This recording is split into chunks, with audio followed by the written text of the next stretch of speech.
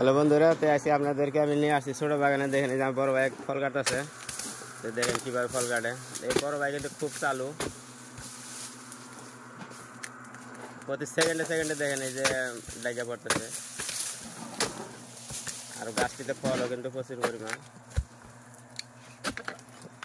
এর ভাই এ দূর আসছিল ভাই একটা গেছে।